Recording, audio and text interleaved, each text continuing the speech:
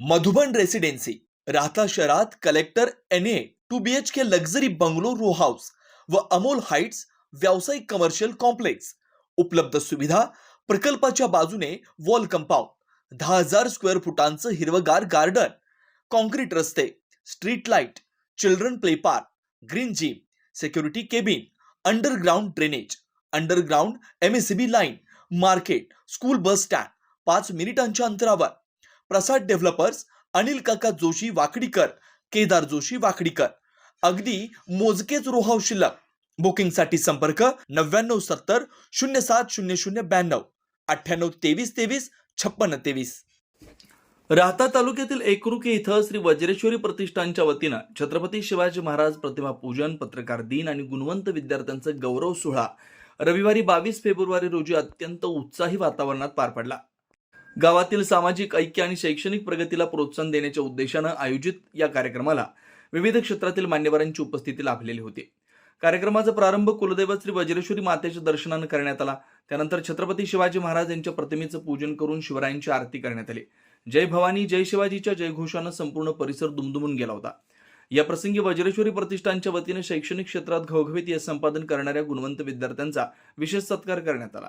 तसेच सामाजिक, धार्मिक आणि शैक्षणिक क्षेत्रात गावाचं नाव लौकिक करणाऱ्या तरुण तरुणींना सन्मानित करून त्यांच्या पुढील वाटचालीस शुभेच्छा देण्यात आल्या. समाजाचा आरसा म्हणून काम करणाऱ्या पत्रकार बांधवांचं यावेळी प्रतिष्ठानच्या वतीनं यथोचित गौरव करण्यात आला. कार्यक्रमाचं अध्यक्षपद हरिभक्तपरायण श्रीराम महाराज आगरे यांनी भूषवलं. प्रमुख पाहुणे म्हणून राहता प्रेस क्लबचे अध्यक्ष रामकृष्ण लोंढे, ज्येष्ठ पत्रकार सतीशजी वैजापूरकर उपस्थित होते. या सोहळ्याला पत्रकार क्षेत्रातील मान्यवर दिलीपराव खरात, उपाध्यक्ष प्रेस क्लब मनोज गाडेकर, सचिन बनसोडे, किरण वाबळे, अविनाश डोखे, चंद्रकांत आगरे, दिनेश सापिके, धनंजय वाकचौरे, बाळासाहेब रणभोर, किरण शिंदे उपस्थित होते. तसेच महिला शक्तीचा सहभागी लक्षणीय होता. यामध्ये कालिंदीताई देवेंद्र भवर, आद्य प्रवर्तक, जिजाऊ महिला पतसंस्था, देवयानी कारले चेअरमन, जिजाऊ महिला पतसंस्था, मनीषाताई पगारे वाईस चेअरमन, संगीताताई भवर सोसायटी चेअरमन, योगिता कारले वाईस चेअरमन, मीनाक्षी धापटकर आदी महिला पदाधिकारी उपस्थित होत्या. हा कार्यक्रम यशस्वी करण्यासाठी श्री वज्रेश्वरी प्रतिष्ठानचे अध्यक्ष देवा पाटील भवर, गणेश थोरात, रवींद्र गायधने, योगेश आगरे, ललित कारले, बाळासाहेब आगरे, रवींद्र पगारे, प्रसाद भवर, सतीश लुटे, सुरेश सातव यांनी विशेष परिश्रम घेतला. कार्यक्रमाची प्रस्तावना देवेंद्र भवर यांनी मांडली तर सूत्रसंचालन प्रताप भवर यांनी आपल्या खुमासदार शैलीत केलं. उपस्थित ग्रामस्थांनी या उपक्रमाचं मोठं कौतुक केलं. अतिशय सुवर्ण अक्षरात लिहिला जावा असा हा दिवस, त्याचं कारणही तितकंच महत्वाचं आहे. आपल्या स्वराज्याचे संस्थापक छत्रपती शिवाजी महाराज यांच्या जयंतीनिमित्त, तसेच महाराजांनी त्यांच्या आयुष्यात जी शिकवण आपल्या रयतेला दिली त्याचाच एक भाग म्हणून आपल्या गावातील गुणवंत विद्यार्थ्यांचा सत्कार व लोकशाहीचा चौथा स्तंभ ज्यांनी महाराजांनी अन्यायाच्या विरुद्ध बंड करण्याचं शिकवलं आणि जिथं जिथं हे काम हे चौथा स्तंभ करत आहे त्यांचं पण गौरव करणं आपल्या गावाला क्रमप्राप्त आहे. पत्रकार मित्रांनो, हा जो कार्यक्रम आपण घेतलाय तो कुठलाही, मला सांगावंसं वाटतं, कुठलाही राजकीय हेतू या गावाचा नाहीये, परंतु आमच्या एकरुके गावात साईंच्या पदस्पर्शाने पावन झालेली एकरुकी भूमी व साक्षात वज्रेश्वरी देवीचं वास्तव्य असलेली भूमी आहे. इथे ज्याप्रमाणे छत्रपतींनी रयतेला जे शिक्षण दिलं त्याचप्रमाणे सर्व जातीचे लोक, सर्व जाती धर्माचे लोक गुण्या गोविंदाने राहतात. कुठलाही जातीय द्वेष किंवा जातीय इथं काही घडत नसतं. वज्रेश्वरी माता ही एकमेव श्रद्धास्थान मानून सर्व जातीचे धर्माचे लोक गुण्या गोविंदाने एकरुखेत नांदतात आणि निश्चितच त्या देवीचं कौतुक होणं आम्हाला क्रमप्राप्त आहे. आणि म्हणूनच हा एक छोटासा आमच्या गावच्या वतीने तुमचा सन्मान आयोजित केला आहे, त्याचा तुम्ही स्वीकार करावा. उपस्थित व्यासपीठावरील सन्माननीय आपले दैनिक सकाळचे पत्रकार सन्माननीय सतीश दादा वैजापूरकर, त्याचप्रमाणे आपल्या राहता तालुक्या पत्रकार संघाचे अध्यक्ष लोंढे भाऊ, त्याचप्रमाणे दिलीप भाऊ खरात आणि व्यासपीठावरील येथील सर्व मान्यवर, मी परत एकदा प्रतिष्ठानच्या वतीने तुमचे सहर्ष स्वागत करतो, आभार मानतो. खरं तर आता माझं नाव इथं कोणी दिलं मलाही माहित नाही भाषणासाठी, पण मला ठीक आहे. दादा, खरं तर आम्हाला कॅमेऱ्यासमोर उभं राहून बोलण्याची सवय आहे, त्यावेळी शब्द आपोआप सुचतात.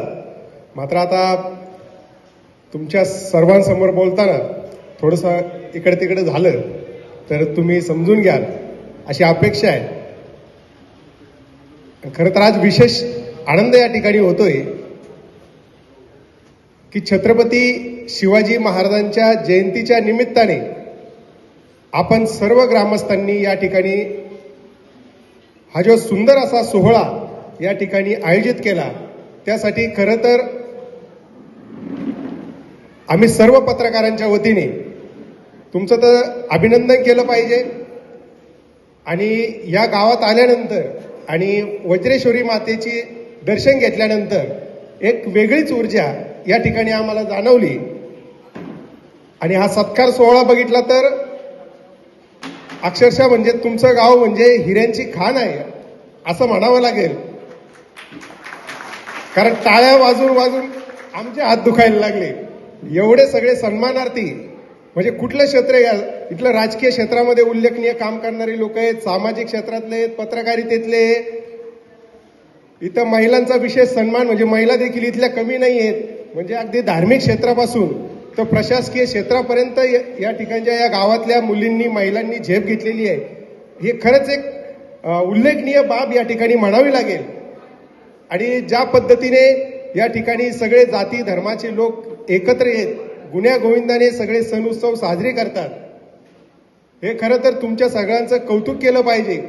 ते ऐकण्यासारखं होतं की गावकी करताना, गावाकरता काहीतरी करताना आणि गावात विकास कामं केल्यानंतर निवडणुकीला सामोरे जाताना कसे वेगवेगळे अनुभव येतात, त्याचा आपला प्रपंचावर कसा परिणाम होतो, आपल्या मानसिक स्थितीवर कसा परिणाम होतो.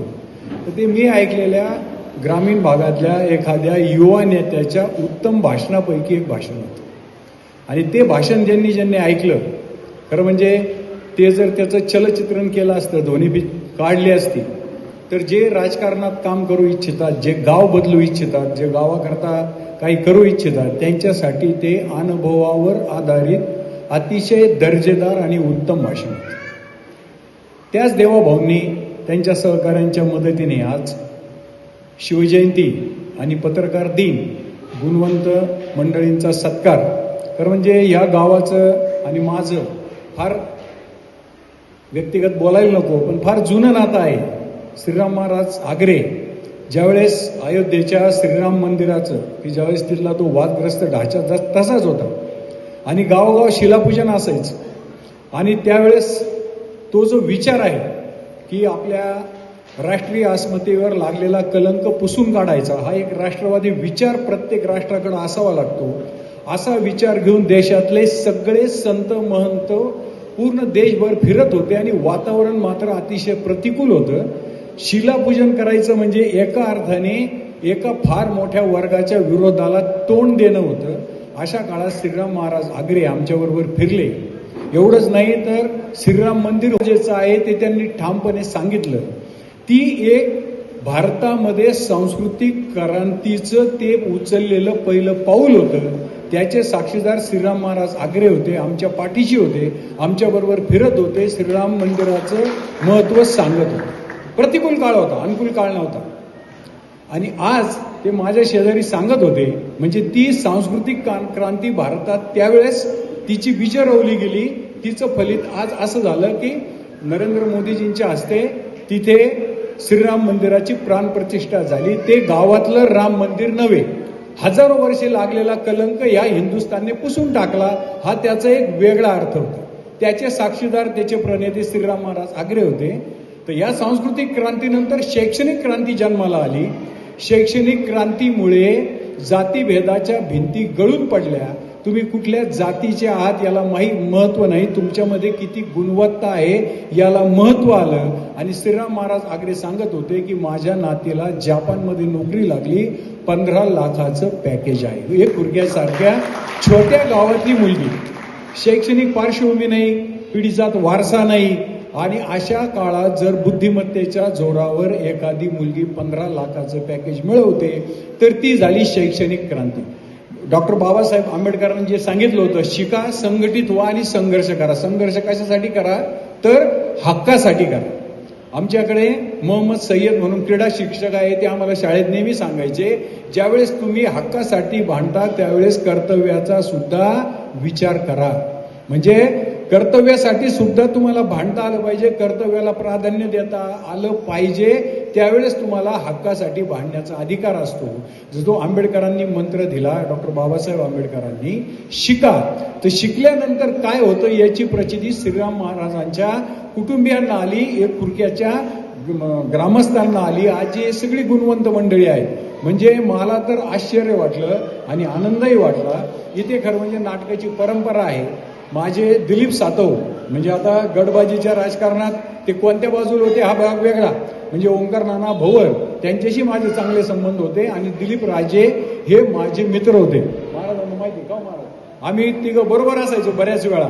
आम्ही त्यांना सांगायचो, आता श्रीराम महाराज आगरे सुद्धा सांगायचे, त्यांना त्यांचं महत्व पटलं नाही, पण मी बघितलेलं आहे जसं देवाभाऊंनी जो वारसा देवाभाऊंकडे आहे त्यांच्या वडिलांचा, तसं इथल्या दिलीप राजेंकडं लोक सकाळी गाराने घेऊन कामं घेऊन यायची, त्याचा ते निवाडा करायचे.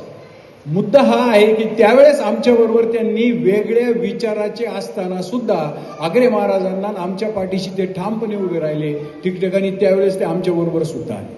आता देवाभाऊ हा गावकीचा वारसा पुढे चालवत आहेत आणि काहीतरी चांगलं केलं पाहिजे. म्हणजे दोन प्रकार असतात.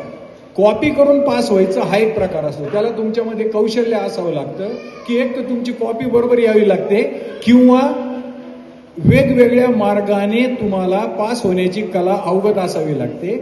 आणि दुसरा मार्ग असतो तो थोडा लांबचा असतो, त्याला यशस्वी व्हायला वेळ लागतो, अभ्यास करावा लागतो, सातत्याने अभ्यास करावा लागतो. म्हणजे देवाभाऊ तुम्ही गावाकरता जे काही केलं त्याचा रिझल्ट मिळाला नसेल तर त्याला गावाकरता जे काही केलं ते त्याला जबाबदार नाही. निवडणुकीचं राजकारण वेगळं, विकासाचं राजकारण वेगळं.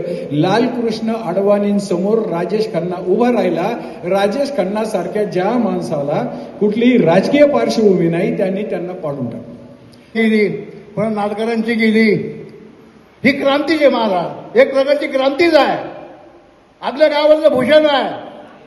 आणि अशा गुणवंताचा सत्कार या ठिकाणी देवाभाऊ गणेश भाऊ यांनी सुंदर आयोजन केलं आणि त्यांची कदर केली.